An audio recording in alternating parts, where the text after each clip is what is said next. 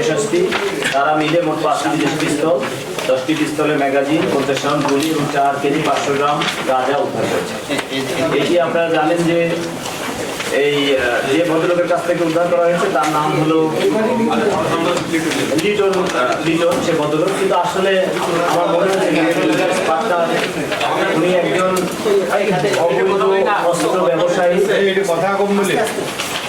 উনি আসলে একজন অবৈধ অস্ত্র ব্যবসায়ীর হয়তো ক্যারিয়ার অথবা বিজনেস পার্টনার অথবা টাকার বিনিময়ে হয়তো এটি করে থাকে। আরেকটা কথা বলি যে এটি আসলে আমাদের চমৎকার একটা ইনফরমেশন, গোয়েন্দা ভিত্তির একটা ফলাফল। আপনারা জানেন যে এটি করার জন্য আমাদের জেলা পুলিশের গোয়েন্দা শাখা এবং আমাদের সিনিয়র অফিসাররা অনেকদিন ধরে এটির পিছনে লেগেছিল। তো তারা গত রাত্রে এটি সফল হয়েছে।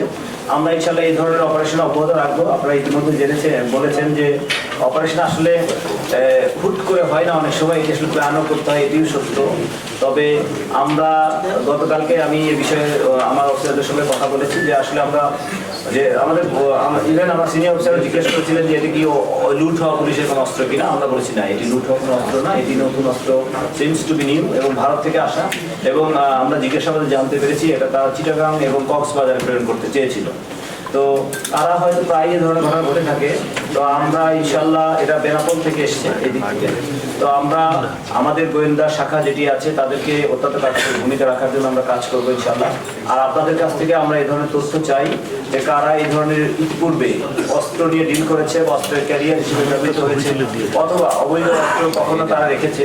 এই ধরনের মানুষের বা এই ধরনের যদি মানুষের তথ্য আপনারা আমাদেরকে দিতে পারেন, আমরা তাদের প্রত্যেককে ইনশাআল্লাহ আইনের আওতায় আনবো, যাতে করে এই যশোরে আর কোনো অবৈধ অস্ত্রের ঝঞ্ঝানি না থাকে এবং আগামী নির্বাচন যেটি ত্রয়োদশতম নির্বাচন যেটি অত্যন্ত নির্বিঘ্ন, নিরাপদ এবং শান্তিপূর্ণ হয়, এটি আমরা নিশ্চিত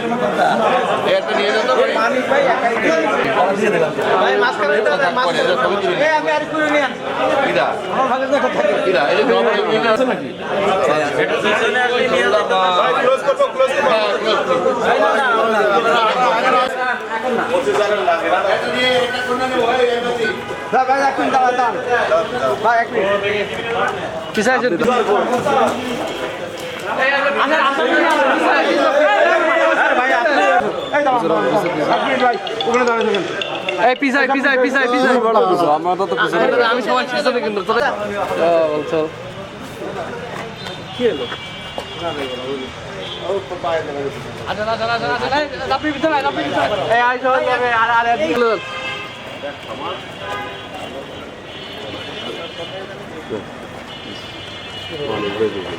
মানে